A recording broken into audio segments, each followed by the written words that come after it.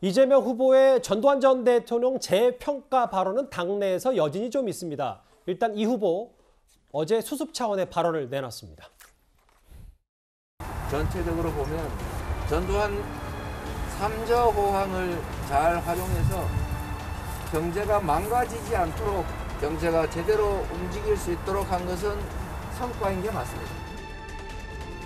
국민이 맡긴 권한으로 국민이 맡긴 총칼로 국민을 살해한 용서할 수 없는 범죄자입니다. 긍정적으로 평가할 수 없는 중범죄자입니다. 이 사람은 제 인생을 바꿀 만큼 저에게 큰 영향을, 아주 악영향을 준 사람이죠. 결코 용서받을 수 없는 범죄자다. 전두환에 대해서 호평한 것은 전혀 아니고 현재 법정에서의 중범죄자다.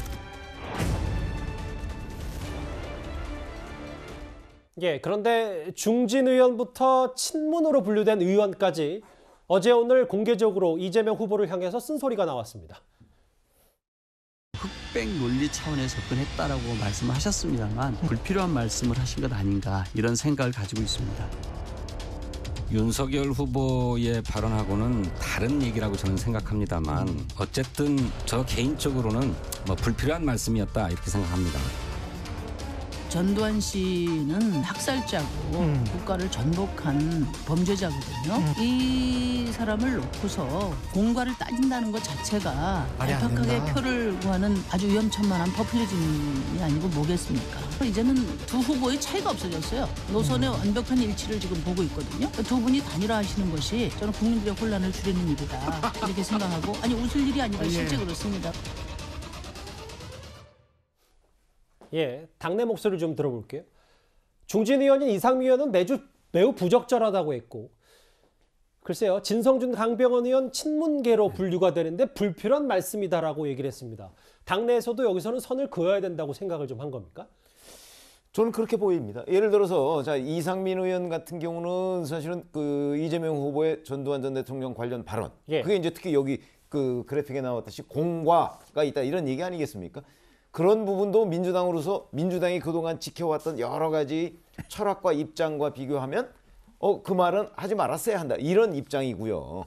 그다음에 진성준 의원과 강병원 의원도 그런 말을 왜 굳이 했을까라는 건데, 지금 사실 중요한 거는 이재명 후보의 저 공과 발언, 저걸 객관적으로 보면, 중립적인 입장에서 보면 저는 충분히 평가할 수 있는 대목이라고 생각을 합니다. 근데 어제의 이재명 후보가 전두환 전 대통령에 대해서 얘기했던 부분과 바로 이 발언이 배치가 된다는 거죠. 그리고 또 어저께 다시 거둬들이는 발언을 했지 않습니까? 중범죄자라고 하는 것들을, 그러면은 이재명 후보가 전두환 전 대통령에 대해서 가지고 있는 진짜 입장은 무엇이냐 하는 부분에 대해서 굉장히 의문이 든다는 거죠. 이랬다가 저랬다가 바꿨다가 장소에 따라서 이제 그런 부분에 관해서 저는 이재명 후보가 정확하게 내가 전두환 전 대통령에 대해서 나는 어떤 입장이다. 아직도 공과를 따져야 된다는 입장이냐, 그중에 이제 경제는 잘했다는 부분이 있다, 뭐 이런 생각을 가지고 있는 것이냐, 아니면 중범죄자라는 그 입장 외에 다른 공은 평가할 수가 없다는 것이냐 하는 부분에 관해서 저는 추가 설명이 필요하다고 생각합니다. 구체적인 입장을 덧붙여야 된다. 근데 조 전 장관 여기서 또 한 번 소환됐어요. 최 교수님 다음 화면을 같이 만나보실까요? 왜냐하면 조 전 장관이 과거에 전두환 전 대통령 옹호 발언했던 윤석열 후보를 향해서 히틀러 비유를 했었는데, 이게 고스란히 소환되면 또 이걸 이재명 후보에게 적용할 수 있는 거 아닌지, 이런 얘기까지 나왔습니다. 그러니까 이제 그런 얘기 때문에 여러 말들이 다시 소환이 되고 있는 거죠, 사실은. 그러니까 전두환 씨에 대해서 저는 개인적으로 전두환 씨는 정말 잘못된 사람이고 또 국민들을 향해 총부리를 겨눴던 분이기 때문에 저는 용서받을 수 없는 일을 했다고 생각합니다. 이재명 후보의 입장도 저는 크게 다르지 않다고 저는 봐요. 그러니까 지금 얘기하는 과정에 경제 부분에 3조 얘기를 하면서 호황 얘기를 하다 보니까 이게 논란이 됐는데, 저는 취지가 이재명 후보는 100% 상대 진영이라 하더라도 다 100% 잘못했느냐 하는 부분들을 설명하는 과정에, 예를 드는 과정에 박정희 전 대통령, 박태준 전 회장도 얘기했고 전두환도 얘기했는데, 그러니까 전두환이 들어가면서 이제 이게 논란이 되고 있는 거거든요, 사실은. 그래서 저는 기본적으로 예컨대 제가 그냥 이해하고 있는 이재명 후보는 전두환 씨는 정말 용서받을 수 없는 행동을 했고 우리 광주에 있는 주민들에게 엄청난 피해를 준 사람이다. 이거는 어떤 이유로도 용납될 수 없는 일이라는 부분에서는 변함이 없다고 저는 봅니다. 다만 상대 진영이라 하더라도 우리가 100% 모든 게 잘못됐던 흑백 논리로 접근하는 것에 대한 위험성을 얘기하다 보니 예를 든 게 전두환 씨가 되면서 논란이 되지 않았나, 저는 그렇게 봅니다. 전두환 전 대통령 재평가 발언 말고도요, 이재명 후보는 중도 보수층을 잡고 경제 대통령 이미지를 부각시키기 위해서 박정희 전 대통령 그리고 박태준 전 회장의 이름도 언급을 했습니다.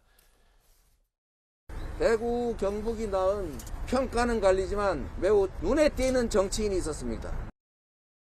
경부고속도로를 포함한 이 산업화의 기반을 확보하려고 노력했던 박정희 전 대통령 꼭 그분을 기린다기보다는 어쨌든 그와 같은 대대적인 산업 대전환을 만들어냈던 것을 한번 되새겨볼 필요가 있다라고 생각했습니다.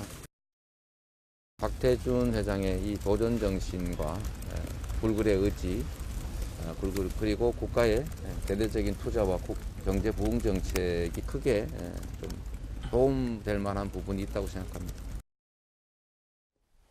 과거 인물들에 대한 평가, 이 발언, 이현정 의원님. 네. 일각에서는 이걸 우클릭이라고 표현하던데 어떻게 판단하십니까? 글쎄요, 우클릭이라보다는 저는 이 발언 자체만 놓고 보면 저는 이재명 후보의 발언에 평가할 부분이 있다고 봅니다. 아하. 대한민국이 어떤 한 세력에서 발전된 게 아니지 않습니까? 산업화와 민주화 또 건국의 아버지들 등등 해서 지금의 대한민국이 있고 거기에는 다 공과가 있고 우리가 그런 공과를 이제 평가하는 거거든요. 왜 예를 들어서 전두환 전 대통령이나 박정희 전 대통령 시절에 그렇게 탄압받았던 김대중 대통령이 재임 시절에 왜 청와대로 꼬박꼬박 전두환 노태우 대통령을 초대했을까요? 바로 그게 정치입니다.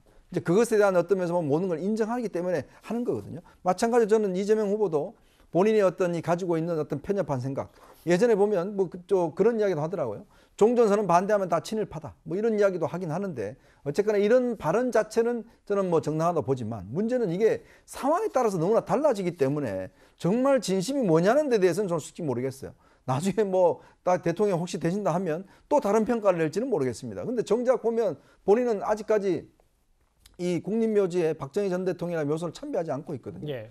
근데 그 왜 또 그런 참배를 하고 있지 않는 것인지 모르겠습니다만 어쨌거나 지도자는요 국민들이 반대를 하고 국민들이 하더라도 설득할 수 있는 담대한 용기가 저는 있어야 된다 봅니다. 저는 예전에 김영삼 김대중 대통령이 이 연설을 하러 가서 반대하는 사람들이 돌도 던지고 할 때 그걸 전부 다 막아내면서 본인들의 입장을 끝까지 설득하는 모습들을 많이 현장에서 봤거든요. 예. 저는 그런 좀 지도자상이 필요하지 않겠는가 그런 생각이 듭니다.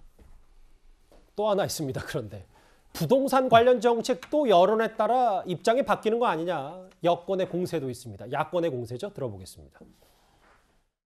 취득, 보유, 양도 이 단계에서 불로소득이 불가능하도록 세금을 강화해야 됩니다. 즉 투기, 투자, 부동산에 대한 것이라면 세금 폭탄 아니라 그 이상의 강력한 징벌적 제재를 가해야 된다고 생각합니다. 다주택자들이 팔고는 싶은데 양도세의 중과 문제 때문에 좀 어려움을 겪는 것 같다. 그러니까 빨리 팔수록 중과 부담을 일시적으로 비상조치로 완화해주고 우리 존경하는 박근혜 전 대통령께서 대통령 하시다가 힘들 때 대구 서문시장을 갔다는 거 아닙니까? 존경하는 박근혜 대통령님 그랬더니 진짜 존경하는 줄 알고 전혀 아닙니다. 말이란 맥락이 있는 거죠. 맥락이. 예, 화면으로 좀 만나봤는데 글쎄요. 전직 대통령에 대한 공과 평가는 일단 잠시 접어두더라도 얘기를 했으니까 부동산 세금 강화, 규제 완화, 평가, 전직 대통령 평가는 그렇다 치더라도 정책은 일관성이 있어야 되는데 이 부분이 국민들이 혼선이 있다. 이 지적에 대해서는 어떻게 생각하십니까? 정책 부분은 이제 부동산 문제를 이제 대표적으로 말씀드리고 싶은데 예. 일단은 투기 세력에 대한 불로소득은 강력하게 처벌하겠다는 것은 기본적인 이재명 후보의 기본 원칙이죠. 예. 근데 최근에 이제 다주택자에 대한 양도세 부과를 완화하자 이런 부분들은 현재 지금 현장을 좀 돌아다니다 보니까 이 국민들께서 다주택을 갖고 있는 분들께서 여러 가지 좀 어려움을 좀 세부담이 크다라는 말씀 많이 들은 것 같아요. 그리고 12월에 지금 보유세에 대해서 이제 돈을 내야 될 때가 오잖아요. 12월 말에. 그래서 다주택자들을 저희 정부에서는 작년 5월까지 해서 유예 완화를 해줬는데 예. 지금 12월이 됐습니다. 근데 아직도 다주택자들이 집을 좀 팔아서 좀 빠져나와서 이제 이 다주택자들에 대한 불로소득들이 안 생기게끔 해야 되는데 그게 좀 효과가 미진하고 예. 그다음에 최근에 저희가 51조 세수가 증가가 됐는데 네. 초과 세수가 됐는데 그 부분은 결국에는 세부담이 많이 늘었다는 거거든요. 다주택자 분들께서.